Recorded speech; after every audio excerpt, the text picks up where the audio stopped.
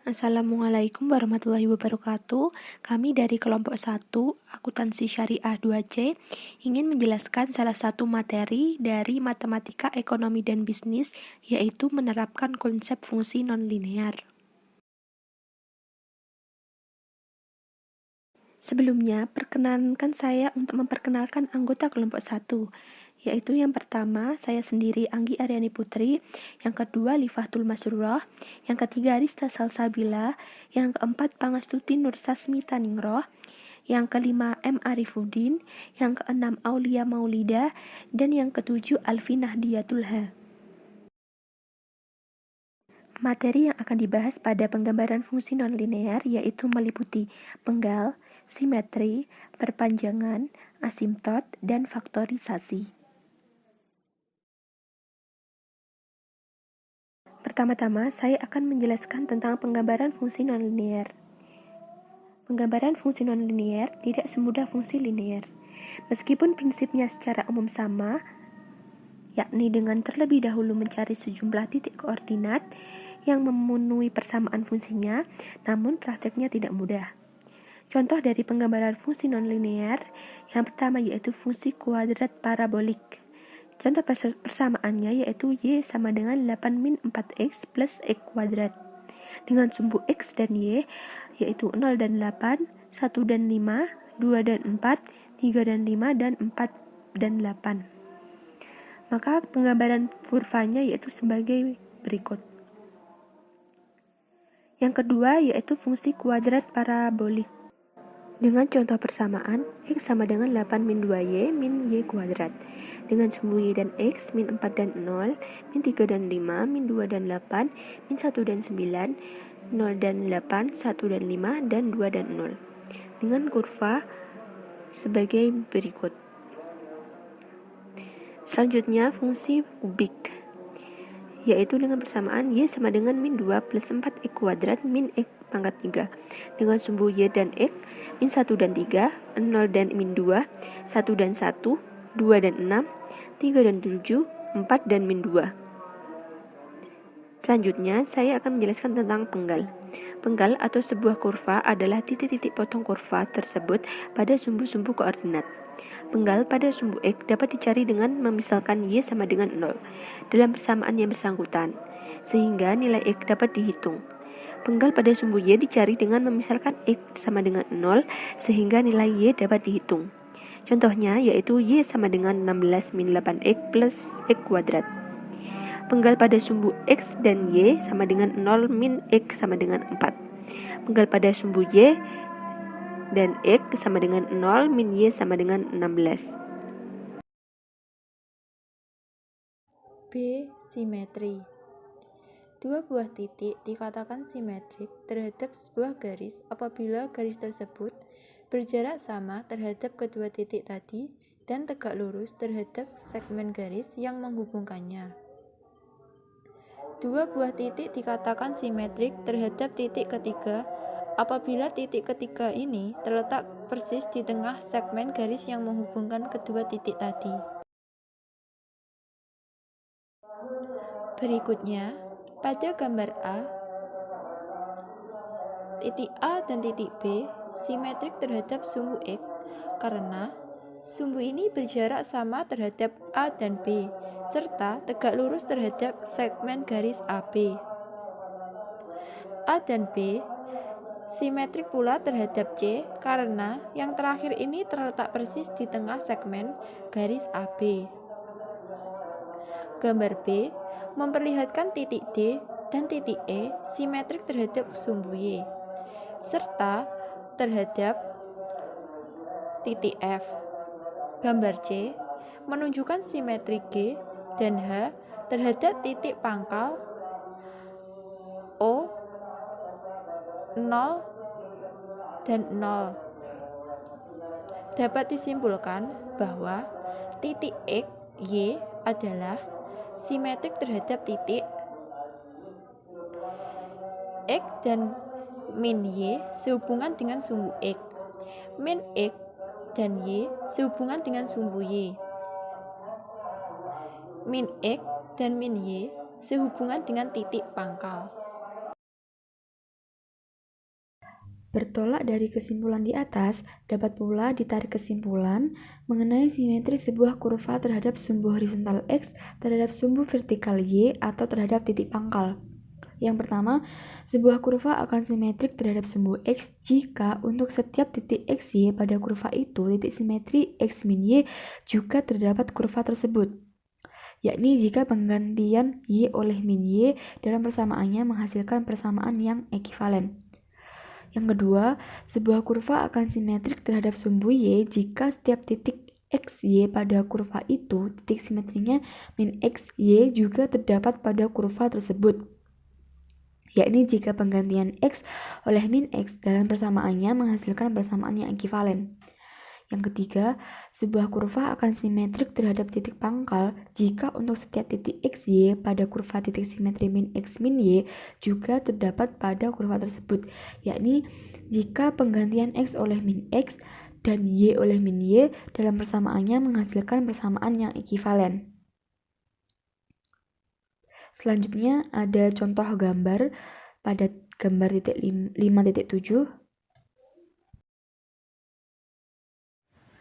Secara ringkas, dapat dirumuskan bahwa kurva dari suatu persamaan f, x, dan y sama dengan 0 adalah simetrik terhadap sumbu x jika f, x, dan y sama dengan f, x, dan min y sama dengan 0, sumbu y jika f, x, dan y sama dengan f, min x, dan y sama dengan 0, dan titik pangkal jika f, x, dan y sama dengan f min x dan min y sama dengan 0.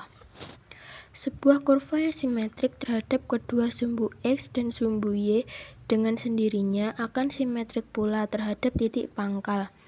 Akan tetapi, simetrik terhadap titik pangkal tidak berarti dengan sendirinya simetrik terhadap salah satu, apalagi kedua sumbu. Pada umumnya, simetri dalam 2 di antara 3 hal, sumbu X, sumbu Y, dan titik pangkal, senantiasa membuahkan kesimetrian terhadap hal yang ketiga. Suatu kurva memiliki kemungkinan untuk simetrik terhadap tidak satupun, salah satu atau ketiga hal tersebut, tetapi tidak akan pernah simetrik terhadap hanya 2 hal saja. Contohnya, kurva dari persamaan x kuadrat plus y kuadrat min 5 sama dengan 0 adalah simetrik terhadap sumbu x, sumbu y, dan titik pangkal. F, x, dan min y sama dengan x kuadrat plus min y kuadrat min 5 sama dengan x kuadrat plus y kuadrat min 5. Ternyata f, x, dan min y sama dengan 0, ekivalen terhadap f, x, dan y sama dengan 0, yang berarti f, x, dan y sama dengan 0 simetrik terhadap sumbu x. F min x dan y sama dengan min x kuadrat plus y kuadrat min 5 sama dengan x kuadrat plus y kuadrat min 5.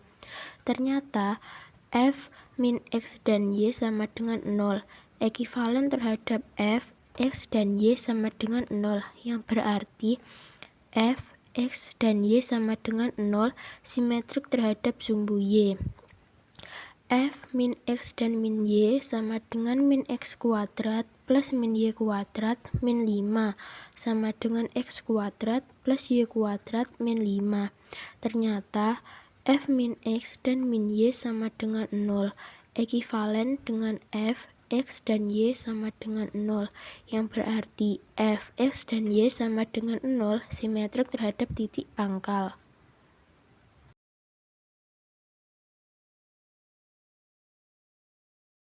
C. Perpanjangan.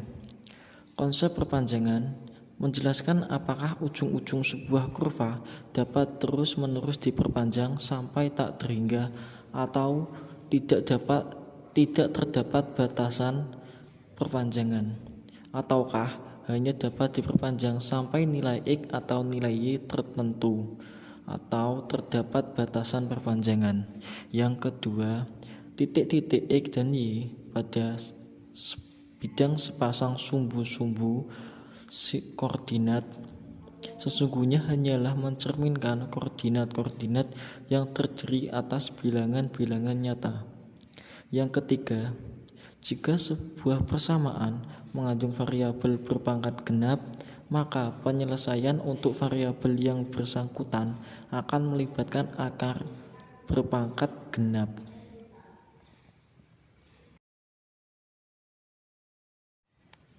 Contoh, selidiki apakah terdapat batas perpanjangan bagi kurva yang dicerminkan oleh persamaan X kuadrat dan Y kuadrat min 25 sama dengan 0. Penyelesaian untuk X sama dengan tidak lebih dari akar 25 plus Y kuadrat. Berapapun nilai Y, bilangan di bawah tanda akar akan selalu positif sehingga X akan selalu berupa bilangan nyata. Berarti perpanjangan kurva searah sumbu Y tidak terbatas. Penyelesaian untuk Y sama dengan tidak lebih akar dari X kuadrat min 25. Jika X lebih kecil dari 5 atau X lebih besar dari min 5, ringkasannya nilai X lebih kecil dari 5. Bilangan di bawah tanda akar akan negatif dan Y akan menjadi bilangan khayal atau maya, tidak nyata. Berarti perpanjangan kurva searah sumbu X terdapat batasannya hanya sampai X kurang lebih 5. Jadi dalam kasus ini tidak terdapat batas perpanjangan bagi kurva untuk variabel X searah sumbu Y. Terdapat batas perpanjangan untuk variabel Y searah sumbu X. Asimtot. Asimtot yaitu sebuah garis lurus yang jaraknya semakin dan semakin dekat dengan salah satu ujung kurva tersebut. Jarak itu sendiri tidak akan menjadi nol, atau dengan perkataan lain, garis lurus dan kurva tadi tidak sampai berpotongan. Jadi, suatu kurva dikatakan asimtotik terhadap sebuah garis lurus tertentu apabila salah satu ujung kurva semakin dan semakin mendekati garis yang bersangkutan. Pembicaraan tentang asimtot tak dapat tidak melibatkan konsep limit. Secara umum, garis Y sama dengan A ditambah BX merupakan asimtot kurva Y sama dengan Fx. Jika Fx senantiasa lebih kecil atau senantiasa lebih besar dari A ditambah BX dan semakin mendekati A ditambah BX apabila X dan Y diperpanjang tanpa batas.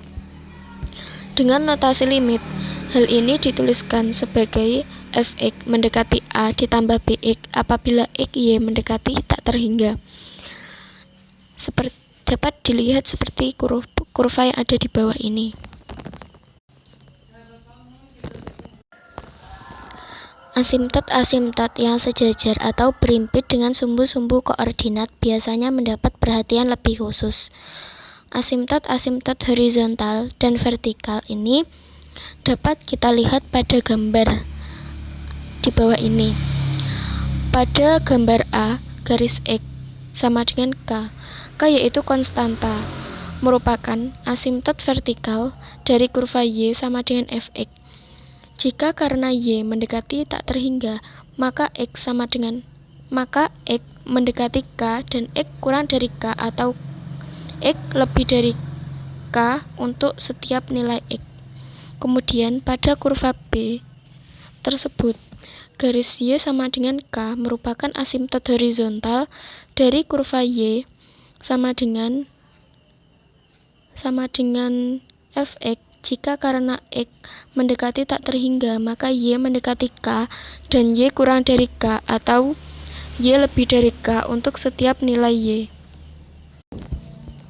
Untuk contoh soalnya yaitu selidiki apakah kurva dari persamaan X dikurangi 3Y ditambah XY dikurangi 2 sama dengan 0 mempunyai asimtot vertikal dan atau asimtot horizontal. Penyelesaiannya yaitu penyelesaian untuk X sama dengan 3Y ditambah 2 per 1 ditambah Y. Jika Y mendekati positif tak terhingga, maka X mendekati 3 dan X kurang dari 3. Jika Y mendekati negatif tak terhingga, maka X mendekati 3 dan X lebih dari 3. Ini berarti X sama dengan 3 merupakan asimtot. Kemudian untuk penyelesaiannya yang untuk Y, yaitu Y sama dengan X dikurangi 2 per 3 dikurangi X. Jika X mendekati positif tak terhingga, maka Y sama dengan min 1 dan Y kurang dari min 1. Kemudian jika X mendekati negatif tak terhingga, maka Y mendekati min 1 dan Y lebih dari min 1. Ini berarti Y sama dengan min 1 merupakan asimtot.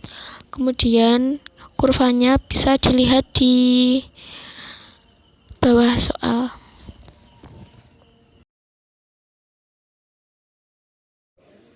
Untuk materi selanjutnya adalah faktorisasi.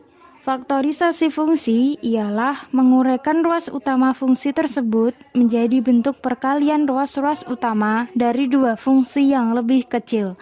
Sebagai contohnya, faktorisasi sebuah fungsi yang memiliki persamaan f(x, y) sama dengan 0, berarti membentuk sedemikian rupa sehingga diperoleh f(x, y) sama dengan g(x, y) dikali h(x, y).